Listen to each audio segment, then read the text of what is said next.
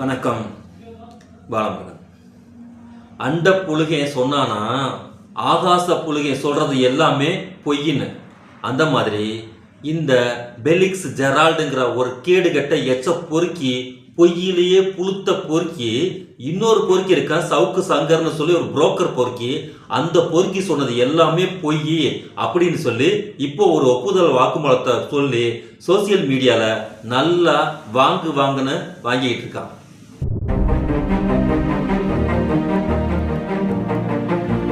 ஜனநாயகத்தின் 4வது தூண் பத்திரிகை அப்படின்னு சொல்லி எதற்காக கான்ஸ்டிடியூஷன் அத்தாரிட்டியில் இருக்கக்கூடிய முக்கியமான மிகப்பெரிய அந்த கர்த்தாக்கள் அந்த பத்திரிகை துறையை மாண்பு மிக்கதாக எதுக்கு அறிவிச்சாங்கன்னா, எல்லா துறைகளிலும் எல்லா இடங்களிலும் பொய் மற்றும் ஊழல் அப்படிங்கிற ஒரு விஷயம் நீக்கமர நிறைஞ்சிருக்கின்ற காரணத்தினால உண்மையை அவ்வப்போது வெளியே சொல்வதற்கான ஒரு மாபெரும் துறையாக இந்த பத்திரிகை விளங்க வேண்டும் அப்படின்னு சொல்லி அதை ஜனநாயகத்தின் 4வது தூணாக அறிவிச்சாங்க.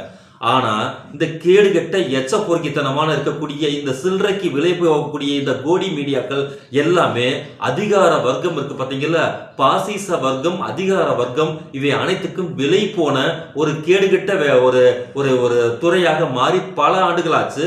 அதோடைய நீட்சியாகத்தான் இந்த 2 பேர் உட்காந்துக்கிட்டு இந்த யூடியூப்ல சேனல்ல உட்காந்துக்கிட்டு என்னமோ உலகத்தையே கரைச்சு குடிச்ச மாதிரி கேடு கட்டத்தனமா 2 பேரும் பேசிட்டு இருப்பாங்க. அப்பயே எல்லாருமே இவனுங்களை கழுவி கழுவி கழுவி வீடியோ போட்டாங்க. இவங்க சோத்தை மட்டும் விட்டுட்டு மற்ற எல்லாத்தையுமே தின்னக்கூடிய கேடுகட்ட ஒரு ஜென்மங்கள்ங்கிறது எல்லாத்துக்கும் தெரியும். அதன் அடிப்படையில் இவனை கூட்டிட்டு போய் இந்த சங்கரை கூட்டிட்டு போய் நல்லா கும்மாங்குத்து குத்தி நாலஞ்சு அவனுக்கு தேவையான அளவுக்கு கேஸ் எல்லாம் உருவாக்கி அவன் செஞ்சிருக்கக்கூடிய வேலைக்கு இன்னைக்கு கேஸ் எல்லாம் நிலுவையில் நின்று இப்ப அடுத்து விசாரணையில் இருக்கக்கூடிய சூழ்நிலையில இந்த பெலிக்ஸ் இருக்கான் பாத்தீங்களா, இந்த காட்டி கொடுத்த பெலிக்ஸ் எவ்வளவுதான் ஒரு உற்ற நண்பர்களா இருந்தாலும் ஒரு ஆபத்து வரும்போது அந்த நட்பின் தன்மையை உலகத்துக்கு அறிவிக்கக்கூடியவன் தான் எவ்வளவு ஆபத்துலயும் கூட இருப்பான். ஆனா இவனுங்க பாருங்க ஒருத்தனை காட்டி கொடுக்கக்கூடிய அளவுக்கு கேடு கெட்டத்தனமா நேத்து உட்காந்துக்கிட்டு இவன் பேசின அத்தனையுமே பொய்ன்னு சொன்னா பொய்க்கு நல்ல பூம்பும் மாடு மாதிரி தலையாட்டி இருக்கக்கூடிய இந்த கேடுகட்ட எச்ச பொறுக்கி அதை ஆமோதித்து வீடியோ போடும்போது அப்ப இவனும் பொய்யில பங்கெடுத்துக்கிட்டவன்கிறது தானே உண்மை. அப்போ இவன் நேத்திக்கு உட்காந்துக்கிட்டு அவர் காசுக்காக எல்லா வேலையுமே செய்வாரு, அவர்கிட்ட ஒரு ப்ராப்பர் அஜெண்டா இருந்தது, அதற்காக அவர்களை சொல்றதுக்கெல்லாம் நாங்கள் வீடியோ எடுக்கும் போது இப்பதான் எனக்கு தெரிஞ்சுன்னா அப்ப அதுக்கு முன்னாடி அவன் கூட சுத்திட்டு இருக்கும் போது அவனுக்கு உனக்கு விவரமே தெரியலையா, விரல் சுப்பிட்டு இருந்தியான்னு சொல்லி எல்லாம் தான் கேட்கத்தானே செய்வாங்க. இப்போ இவன் போய் பொய்யிலே புளுத்திருக்கக்கூடிய ஒரு கட்சிக்கு போயிருக்கான், அதுதான் தாவேக்கா. அவங்க பொய்யுடைய ஒட்டுமொத்த மூட்டை இருக்கு பாத்தீங்களா குடவுன், அந்த குடவுன் தான் அந்த தாவேக்காங்கிற குடவுன். அவனுங்கள்ட்ட எந்த டேட்டாவுமே இருக்காது, சும்மா போற போக்குல அடிச்சு விடுவானுங்க. அதுல ஒரு வளர்ந்த பூம்பு மாடு ஒண்ணு இருக்கு பாத்தீங்களா, அங்க அந்த ஆதம்ங்கிற ஒரு மாடு சும்மா போற போக்குல மைக்க ஆரம்பிச்சா மைக்க கொடுத்தோம்னா என்ன வேணாலும் பேசும். அப்படி பேசி ஒரு பெரிய கும்பல் தற்குறி கும்பலையே உருவாக்கி வச்சிருக்குது, மடக்கு ஊதி கும்பல்களை இப்போ உருவாக்கி வச்சிருக்கிறாங்க. அது கரெக்டா போய் அங்க போய் உட்காந்துட்டு தனக்கு ஒரு அரசியல் வெளிச்சம் கிடைச்சிருச்சு. அதன் அடிப்படையில இந்த சூழ்நிலையில நாளைக்கு இந்த சவுக்கு சங்கர் பிடிச்சு ஜெயில போட்டாங்கன்னா நம்மளையும் சேர்த்து கும்மாங்குத்து குத்திடுவாங்க.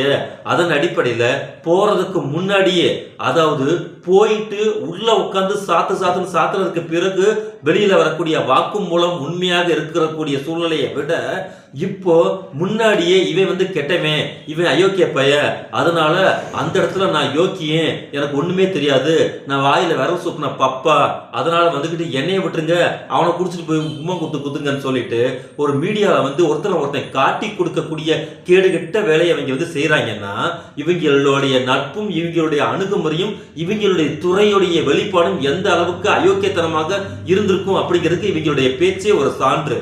எவ்வளவு பெரிய வெக்கமே இல்லாம இவனுக்கெல்லாம் சேனல் வச்சு நடத்திக்கிட்டு ஒருத்தனுக்கு ஒருத்தன் கால் மேல கால் போட்டு உட்காந்துக்கிட்டு ஆமங்க தோழர், அதுங்க தோழர், இதுங்க தோழர்னு சொல்லிட்டு அப்படியே தோழருங்கிற வார்த்தையவே கேடுகட்டத்தனமா கொச்சைப்படுத்திட்டு அவ்வளவு தனாவட்ட அவங்க 2 பேரும் பேசி கும்மாளம் அடிச்சக்கூடிய விஷயம் எல்லாம் கடந்த காலத்துல நம்ம பார்த்தோம். அதுவும் இவன் இந்த நீட்டு விஷயத்துல இவன் பேசுனதுக்கு போறவன் வரப்பட்டெல்லாம் செருப்பாலே அடி வாங்கினா இது இல்லாம பெண்கள்கிட்டையும் செருப்பாளர் அடி வாங்கினா, அதாவது நீட்டு தேர்வை நாங்க கொண்டு வந்துட்டோம். இனிமே நீட்டு தேர்வெல்லாம் ஒண்ணு எடுக்க முடியாது, சாகரமே சாகலாம் அப்படின்னு சொன்னானா, இவனுக்கு சொல்லும் போதே நமக்கு எவ்வளவு ஆத்திரமும் கோபமும் வருது. சாகரவே சாகலாம் சொன்னானா, இவெல்லாம் மனித ஜென்மமாக இருந்தான்னா அந்த வார்த்தையை சொல்ல மாட்டான். கேடுகிட்ட மிருகத்தை விட கேடுகிட்ட ஓனாய் கும்பலுக்கு பார்த்தீங்களா, அந்த டிஎன்ஏ உடம்புக்குள்ள ஓடுறனால தான் சாகரவே சாகலாம். மனித பண்புங்கிறது கடவுளையே மற மனிதனை நினைன்னு தந்தை பெரியார் சொன்னாரு.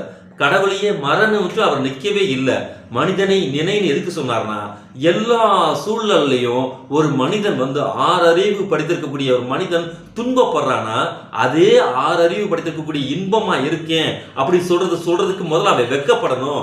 ஏன்னா உனது இன்பத்துக்குள்ள பொதுத்தன்மையும் பொது நலனும் கலந்திருக்கணும்.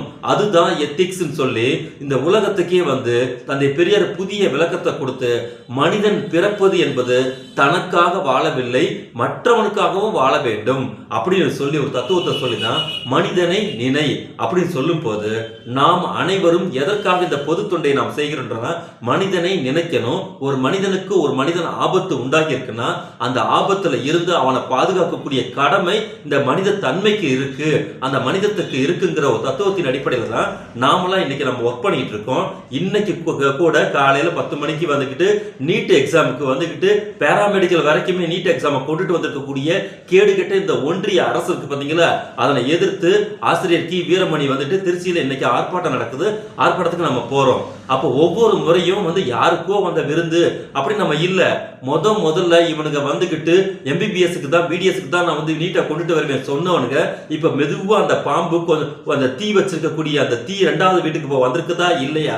இப்போ பேராமெடிக்கல் இருக்கக்கூடிய ஆட்கள் இப்ப படிக்கக்கூடிய ஸ்டூடெண்ட்டுகளையும் ஒழிச்சு கட்டுறதுக்கான வேலையை ஒட்டு மொத்தமாக மருத்துவத்துறை எல்லாத்தையும் நாசம் செஞ்சு அதை அத்தனையுமே பார்ப்பன கும்பல்கிட்டையும் பணியா கும்பல்கிட்டையும் பணக்காரங்கள்ட்டையும் கொண்டுட்டு போய் சேர்ப்பதற்கான கேடுகட்ட வேலையை ஒன்றிய அரசு செய்யும் போது அதை கடுமையாக எதிர்க்கக்கூடிய வேலையில நாம செய்யறதுக்கு முக்கியமான காரணம் அந்த மனித தன்மைங்கிறத ரொம்ப முக்கியமான விஷயம். அதன் அடிப்படையில் இந்த போர்க்கிகள் அனைவருமே முழுமையாக இனம் கண்டுபிடிக்கப்பட வேண்டும், புறக்கணிக்கப்பட வேண்டும் என்பதுதான் நம்மளுடைய முக்கியமான கருத்து.